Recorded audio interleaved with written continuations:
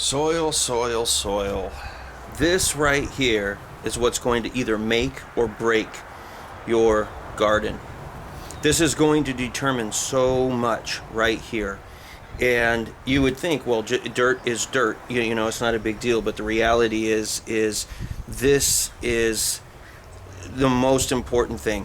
This is the most important thing of your entire garden is the soil. And too many people just go out and they buy some garden soil and they think, there you go, it's good enough, everything's fine, and I'll be able to grow a plant. And sometimes that works, but a lot of times it's not going to, because each plant requires something a little different. We're going to be dealing with things like pH levels, right? Some plants like alkaline, some things like acidic soil. Some things need a lot of water, some things need very little water. Okay, some things need high drainage, some things don't. Your water schedule, that's important too, because there's some plants, you know, you water once a week, you soak the living hell out of it, and you don't touch it again. And then there's other ones you have to water every single day, right? Then you have to deal with the things like light and sunlight and all this other stuff and whatnot. But if you end up having a good soil, I would say a good 75% of your potential problems are going to go away. Or even higher than that. Okay, so what I've got inside here is potting soil, a little bit of local dirt. In other words, the stuff that comes out of my yard, which has got a lot of clay in it. So I can't put too much because you don't want a lot of clay. You don't want a lot of sand either. Okay. And you want to have a lot of organic material, and that's kind of like this dark stuff that we see inside here. That's what we want. We want things like manure. We want compost. We want organic material. Why? That's where a lot of the nitrogen is going to be coming from. Okay, we're going to be getting a lot of that. Some of this white stuff that you see, this vermiculite and stuff inside here. Perlite and stuff. This ultimately is going to end up absorbing some of the moisture, and it's going to hold on to it. It's going to help drainage, and you want a soil that can drain, but can also hold on to liquid. Okay, so you want something that can hold on to water, but it drains. Because if you end up having something that just holds on to water and it doesn't drain, you're going to get root rot. And it's basically, it's just like the plants are sitting in nasty ass water for a really long time, and then the roots end up dying, and then your plant dies. Okay, that's if you don't have any drainage. If it drains too much and there's nothing that will actually end up kind of holding on to the moisture, the plants will there's not going to be enough water there, and they're going to dehydrate. You're going to have problems, right? So you don't want too much sand. And you don't want too much clay, but clay does hold on to water, so clay is not particularly bad. And then you want to have a lot of organic material. Be careful on the amount of fertilizer that you put in it. A lot of times people over fertilize, and it burns the plant, it burns the roots. A lot of times what you want to do is, if you know you're going to be having a garden next year, is you get the dirt ready the year before. And then, you know, you throw your manure in, mix it up, you water it as if there's plants in there every single day, and let that stuff kind of break down, and then you're going to end up having a better soil. But there's a few things that we're going to be dealing with here, and that's NPK, and that's nitrogen, potassium, and phosphorus. And what we need to deal with, most of the time, you're going to have enough nitrogen, okay? Soil that's got compost in it, that's where you're going to get a lot of your nitrogen. Okay, your phosphorus and your potassium. Honestly, the best way to get those, and I'm going to show you how to get that in a second. And this is really the best way to go about doing stuff. It's called rock dust. And then they basically end up getting rocks, and they bust them up, and they turn it into a dust. And this dust basically adds all of the minerals and stuff that the plants need, but since it's broken down on a dust-like level, when you water it, the plants can actually assimilate it. It can use it, right? And that's really the best way to do it. Now, what I'm going to do is I'm going to add worm castings. It's a combination of worm castings, which is a type of fertilizer. Okay, and it's also got rock dust inside there. And I believe it has a little bit of sulfur in it as well. And I'm gonna pour some inside there, mix it all up real good. One of the main things that you may need to add to your soil, especially if you're planning on doing tomatoes, is bone meal, because you need calcium. And the number one thing that you're going to end up having problems with if you're doing tomatoes is a calcium deficiency in the soil. And then you're going to get what they call it's like end rot or something like that. I can't remember exactly what they call it because I haven't had it in a long time. But it's where the tomato starts growing, it looks good, then all of a sudden it starts just deteriorating from the bottom. And that's because of a lack of calcium. So sometimes, depending on what you're planning on growing, you need to add things like that. Okay, so this right here, I've got all sorts of stuff in it because this is from years prior. And what I do is every year I take soil from like things like this right here. Okay, but then I mix it with all of the other soils that I have around, and then I kind of replenish it by adding some minerals and fertilizer and stuff, mix it all up, and then I put it back into the pots. Okay, and you can't keep using the same dirt over and over and over and over and over, because eventually it becomes barren of nutrients. Okay, and every time that you water it, if it leaks out the bottom, you're rinsing out some of those nutrients. So you got to be careful with that. So let's go ahead and add some of the worm casings. So here's our worm castings, and you're going to see that it's got kelp and it's got rock dust in this, and that's going to help us out considerably. Okay, and this is really good stuff. This is what dreams are made out of.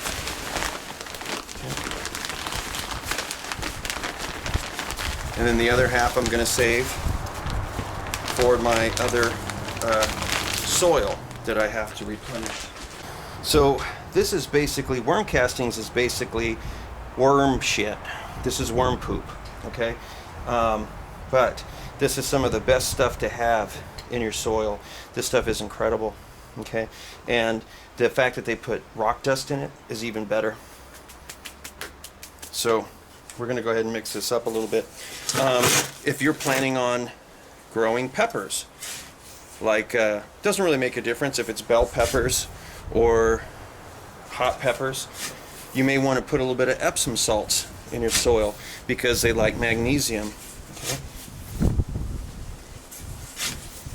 Okay. But it's real easy to overdo it, right? When it comes to fertilizing and nutrients, it's real easy to overdo it. And if you overdo it, you essentially poison the plants, and you don't want to do that. Okay, things like worm castings, it's kind of hard to overdo it unless you just try to use pure worm castings, which won't work very well.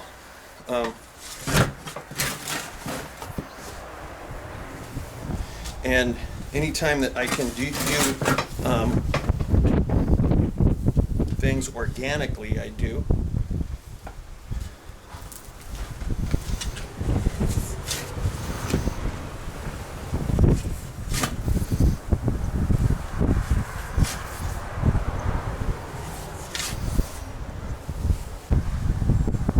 Don't be putting fertilizer in here, like chemical fertilizer. You don't need that stuff. Just a good garden soil that you get from Home Depot or Lowe's or something like that, or even a garden center is fine. But mix it with some of the local soil that you have at your house. Okay, so it's not pure, because a lot of times, a lot of that organic soil that they say it's like organic garden soil, a lot of times it's really not good to grow anything in. You need to add some other stuff to it, like just like regular dirt and soil and stuff like that, because it's like trying to grow something in pure fertilizer. Pure compost is no bueno. So what's the difference between fertilizer, compost, and all that other stuff? Well, compost is fertilizer, okay? Fertilizer is just anything that makes the soil fertile. In other words, what makes it where it's got NPK in it, the nitrogen, potassium, and phosphorus. And because those are essentially the main things that plants require and get used up in the soil first. Okay, they need trace elements too, just like human beings. You know, we need our zinc and we need our other types of minerals and shit like that. Well, plants need those too, but the ones that get used up the most are usually NPK. And what we're going to end up seeing is if you go in to the local nursery or something and you end up buying some type of fertilizer, it's going to have 3 numbers on the box, and those 3 numbers represent NPK. And you're going to see that some of them are going to say, oh, this is for bloomage, or this is for leaves, like green leaves and whatever, and you're going to see that the nitrogen is going to be high. Then you're going to see things for like the phosphorus is going to be high, and stuff like that when it comes to like bloomage, like for flowers and things like that. You're going to see that in each one of those numbers, and it's in that order. NPK, it's in that order, and you'll see it on the bottom. Okay, but don't fertilize your soil with anything unless you have to. It's very easy to over fertilize, and it's also very easy to over water. Those are the 2 biggest mistakes that people make. Okay, so when you're mixing up your soil, you need to be on the lookout for that. These little grubs, these little larvae. Basically, it's beetles that are not really ready to be beetles. Okay. Now the reason why you have to be on the lookout for these guys, and this soil right here is infested. When I was mixing it, I saw a whole bunch of these guys inside here, and then I put this where the birds can get them, so they're not a waste. But these guys are going to end up eating your roots of your plants, right? And like, see how many of these bastards there are? This thing is just absolutely loaded with these guys. And let me kind of move some of this. I mean, yeah, you could use them for fishing or whatever, but ooh, got some bugs in here. But when I saw that these guys were in there, I knew that was trouble, because what will happen is you'll end up having plants that just don't seem to be growing well, and you're going to be sitting there going, oh, I wonder why these guys aren't growing well. It's because these guys are eating the roots. Now, how do you go about taking care of these bastards? Well, man, there's a lot of these guys, and they'll get bigger. There's actually a bacteria that you can put into the soil, and it'll kill off these guys. It'll make it where these guys can't live in the soil. And you just put it on top, and it's a naturally occurring bacteria. It doesn't hurt the plants. It's organic, so you don't have to worry about anything like that. But you throw it on there, you give it a few weeks, and it ends up penetrating into the soil, and it ends up killing all these guys off, and it makes it where they can't eat your roots and stuff. And see, another thing is if you get these guys in your soil, and out here I've got raccoons and stuff. Well, after a rain, a lot of times the raccoons will show up, and they'll dig up my garden looking for these damn beetles, these larvae, and they'll just tear up my garden looking for them, and then so that's no good either. So if you see these guys, the bacteria, it's inside my little cabinet thing over there, and I don't remember the name of it, but I'll leave a link to the stuff that you get, and it's real easy. It's a little expensive, but it treats the soil and it takes care of it. You never have to worry about it again. But things like this, the stuff that you see underneath, that you can't see, the things that are happening underneath a lot of times are the reason why your plants aren't growing. So you got to pay attention to this stuff. And there was some of this soil that had been impregnated by these guys, and I accidentally mixed it with some other soil, and then so I know I'm going to have to treat a couple of my plants, potted plants, to make sure that those guys don't end up eating some of the roots from some of my new plants. But yeah, you got to be careful of these guys.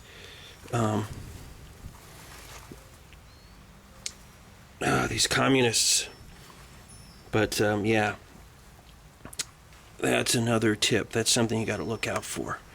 And anyway, these guys are going to get become bird food. Okay.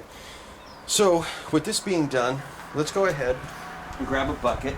And what I've done is, these are some old buckets, and you drill holes in the bottom so they can drain. Okay. And with this soil being the way that it is, this is fine for a beginning. And if this is going to be something like for tomatoes, for instance, like if I was going to grow tomatoes in this, I would take some bone meal, which is basically just calcium, right? They grind up bones. I would take bone meal and I'd put it on the bottom of before I put my transplant in here. I'd put it on the base, and then that way I can also guarantee that the plant is going to have calcium during the time that it's growing. Because, like I said before, calcium is the biggest thing. Bone meal, you take a handful of it, you throw it in there, then you plant your transplant your plant, fill the rest with dirt. You're probably going to be good. But even during the time that you're growing, you might get that it's an end rot. It's like a something end rot. I can't remember the name of it. You're going to get that, right? So calcium. So the first thing that we're going to be growing is Carolina Reaper, but this is from California. So yeah, this is a California Reaper. So what I'm going to do is basically kind of put my fingers here to hold the stem, turn it upside down, kind of massage this until this thing kind of wants to pop out. Let gravity kind of do the work.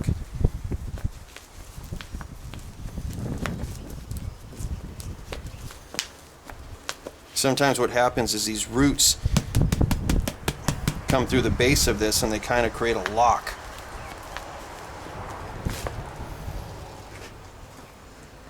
Okay, now this root ball, what we see right here is we got roots that have kind of started growing around the outside. Okay, kind of massage this a little bit, okay, to kind of to break that up. So that way that these roots will kind of start finding a different direction to go. Don't break them, just gently kind of massage them, okay? Because a lot of times you won't have to deal with this, but sometimes you will when they've been in a pot for too long, the same pot, okay?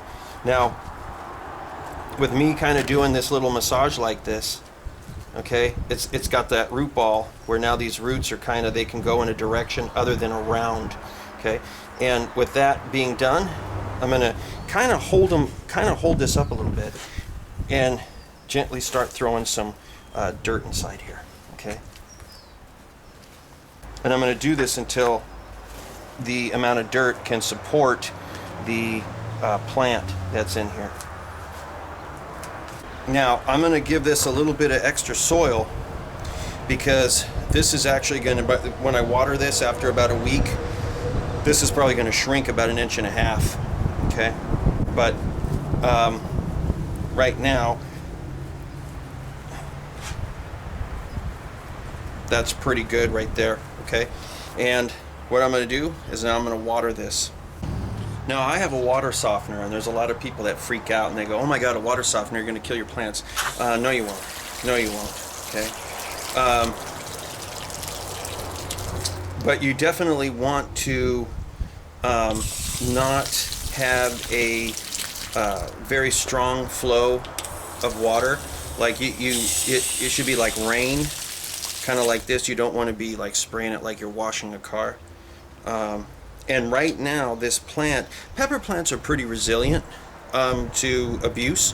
But early stages during transplants like this, they're very susceptible to all sorts of things, and it can easily not take the transplant and die. So be gentle, be gentle. I've been hurt before. But what I want to do is I want to give this a really good saturation. Just kind of trying to push this down a little bit for the first water.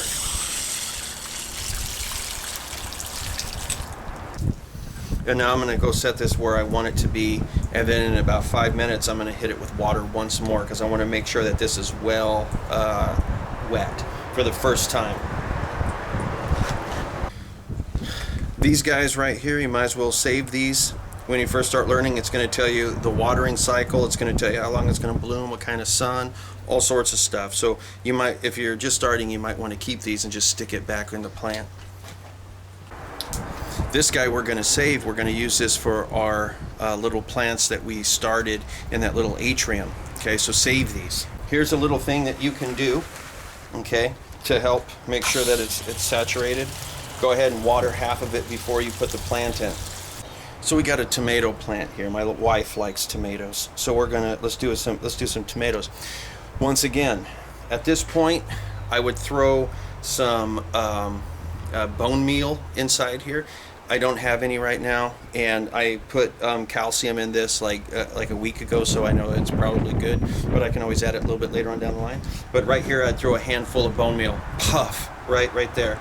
And then from here, and this is going to be something that's going to blow your mind. Once again, we're going to end up kind of taking this up. You're going to see that we've got a bunch of these roots that are kind of in a ball here. We're going to kind of massage this a little bit, okay? Just to kind of break it up a little bit so it's not going in a circle. Okay, we just kind of want to loosen this up. We do not want to break the roots. We just kind of want to get those knots out of there to make it grow a little bit better and a little bit faster, to be a little bit healthier. Something like that. Okay, now you're gonna think this is crazy. Okay. But what I'm gonna do is I'm gonna take this and I'm gonna plant this tomato plant, even some of the leaves under the soil. Okay? And anything that you plant on a tomato, anything that that you put under the soil will become roots. Okay? So all those like young leaves and stuff right there, all that stuff is going to end up rooting, and you're going to have a much stronger plant by doing that. Okay? I know you think, oh my God, you're killing the plant. Nope. This is a vine. You know, the way that these things grow and whatnot.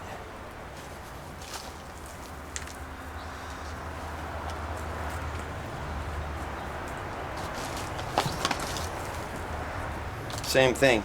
The soil in this is going to end up compacting at the end of a couple of days after watering. So I always add a little extra. But pretty much just like that. Okay. There's our lemon cherries. And now we're going to saturate this. Let's talk a little bit about the size of the container. Okay, because the roots have to be, see, the plant can only get as big as the roots, you know, so like whatever is happening on the top, think of something equal happening on the bottom, almost like an iceberg, right? You only see a part of the iceberg, most of it's underneath the water. The more room that you have for the roots to go, the stronger the plant's going to be. The smaller the planter is going to be, the more limp and lame the plant's going to be. Something like this is moderate. I mean, it's not overly impressive, but for a couple of the things that I'm doing here, as far as like the peppers and that cherry tomato, it's enough. Okay, the cherry tomato probably wouldn't hurt if it was double this size. Okay, but after a while you start running out of space. So we're gonna go ahead and fill up another one of these guys. Put some fucking agua in here. That's Spanish for water. If you live next to the border, you would know that. If you watch Dora the Explorer. Okay, so we got water in there. Let's grab another plant. Now I've got two tomato plants here. I've got a black cherry, okay, and then I have what's known as a San Diego, okay. The San Diego is going to be growing much larger tomatoes. This is too small for that tomato, for this tomato plant. I'm going to be putting this either in the ground or in a much bigger planter, probably something twice that size, maybe 3 times the size. For something that's like a cherry tomato, on the other hand, this is going to be just fine. Okay, so once again, you need to kind of know your plant a little bit. Like I've got some squash over there. I can't put squash in this. I won't be getting a good yield, right? And that's what it's all about, is trying to get as much out of that plant as you can. So we're gonna set this guy inside there. That's pretty good. And we're gonna bury it just like we did before. And just like I was mentioning, you can throw your calcium inside there, your bone meal. Okay. If you have rock dust, you can use rock dust, because rock dust a lot of times will have the calcium that you need as well inside there. Rock dust has got all the good minerals. It's got all the traces and stuff like that. Rock dust is one of the greatest things that you can add to your garden. Now, as soon as these tomato plants start growing, I can throw bone meal across the top of it and water it even before it starts actually creating tomatoes, right? Just to make sure that it has the calcium that it needs. So you don't have to do it at the beginning, but it does help if you do it at the beginning. But I typically will add a cup of Epsom salts to like a wheelbarrow. I'll usually sprinkle like a cup of Epsom salts. I'll probably put like 3 or 4 handfuls of bone meal. I throw some iron tablets in there, ironite, and I use my rock dust. Rock dust, I'll put a good like half a gallon of rock dust in there. The more the better, you know, but it's expensive. And then worm casings and stuff like that, or castings. But now I can put this over in a spot where I can get it sun. Now, I don't know if you can see back here, this guy, right? This guy right here, pretty dry, okay? And what I'm gonna do is I'm gonna take some of the soil that's in there, and I'm gonna throw it in here, and I'm gonna mix it. And then this big tomato plant is where I'm gonna put this.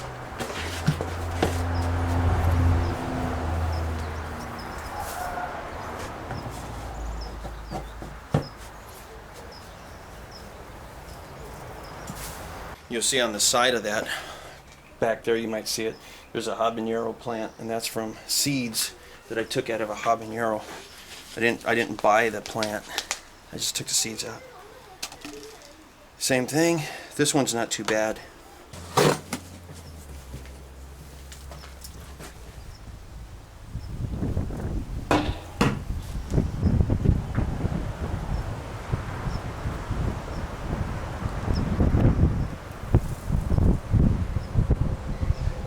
Now this planter right here, which you can probably see back here, you can probably see the planter.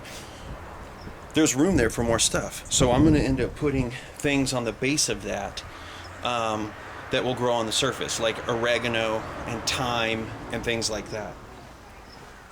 So we have thyme and oregano, and over there I have my rosemary and stuff. And I have basil too. You know, we can put another plant right here. We can put another one. We're going to put basil right there. We got a ladybug right there. Ladybugs are great for your garden. Don't get rid of them, because they eat pests. Ladybugs love eating things like aphids and shit. And they're going to hang out where the food is. Now, probably in a couple of weeks, this tomato is going to start getting big. I'm going to have to put a cage on it. Okay, maybe we're going to see it right now, but there's it looks like a little white butterfly that's flying around, okay? That is not a butterfly, that's a moth. And what they do is they lay eggs underneath your plants, underneath the leaves, and it creates little caterpillars. They start eating your damn plants. So when you start seeing those things, every few days come out, look underneath the leaves of your plants, because if not, you might end up having caterpillars and stuff like that, and they're going to start eating all your plants. So that's one thing you have to do. Some plants they won't touch, other ones they do. With the tomatoes, the only thing we're going to have to deal with is a hornworm, but those things are so large, you won't miss it, right? You won't miss the hornworm. But we can go ahead and water this guy now. And then tomorrow we're going to water it just like that. Again, we're going to do that. We're going to do it like that for probably the first 5 days. But let's talk a little bit about watering and how you don't really want to overwater it. Okay, the first 5 days we're just trying to get the roots and everything to make sure it doesn't dehydrate. It's going to go through a thing of shock. It's going to be having problems. And we want it to survive the transplant. But after that, you got to cut back the water cycle. Because if you don't, the roots are never going to want to go deep for that water, and they're going to stay close to the surface, right? And that's no good. So what you want to do is, at that point, you give it a day or two, and then water it. You know, day or two, then water it.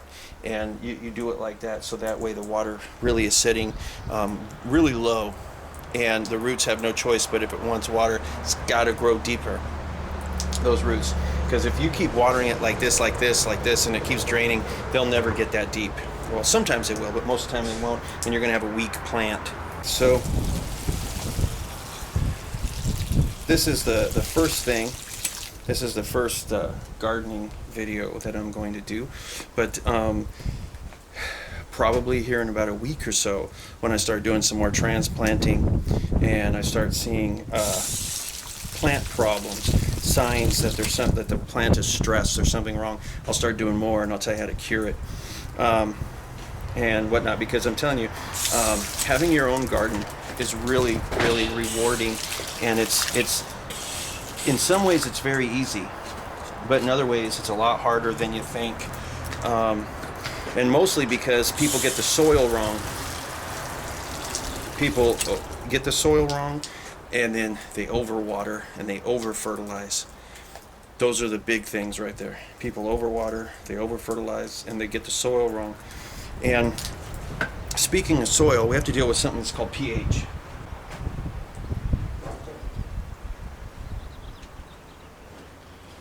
And there's a pH meter here. If I get this and then I stick it inside here, it should tell me what the pH of the soil is. Okay? And some plants need it more acidic and some need it more alkaline, depending on what the plant is. This particular one is basically telling me this is right around 7, which is neutral. Okay? I can live with that. I can live with that. But there's some plants that you have to actually end up making the soil a little bit more alkaline, or you have to make it more acidic if you want that plant to survive and to thrive in there. And a lot of times on the rear of this, it'll tell you, if, like, what type of, this doesn't say, but it says 110 days we should be able to harvest this, which makes good sense. So I'm going to go ahead and I'm going to put this somewhere else. But you need to know the pH of your soil. It really is important. And just know what you're planting and what type of pH the plant likes. And that will be the first episode of our gardening here.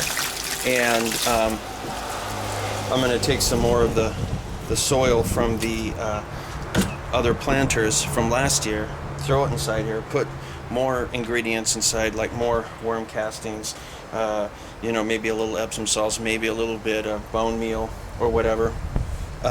Mix it all up and get ready for the next set. I have some areas like tree wells out in my backyard that I grow a lot of stuff, but my dog tears into it. And this is like the first season where I've got this dog, and she already eats all my kale. And after the rains, let me just show you what my backyard looks like after the rains. I mean, weed central, dude. Weed central. It's incredible how much it's ridiculous, like how much the weeds grew just from the rains that happened here recently. It was just like, it just seemed like 3 days. You could see the soil, you could see the gravel. 3 days later, boom, you have this. And that's going to take a lot of work to clean up. But I've got tree wells out there, believe it or not, that have conditioned soil and stuff that I usually will grow things.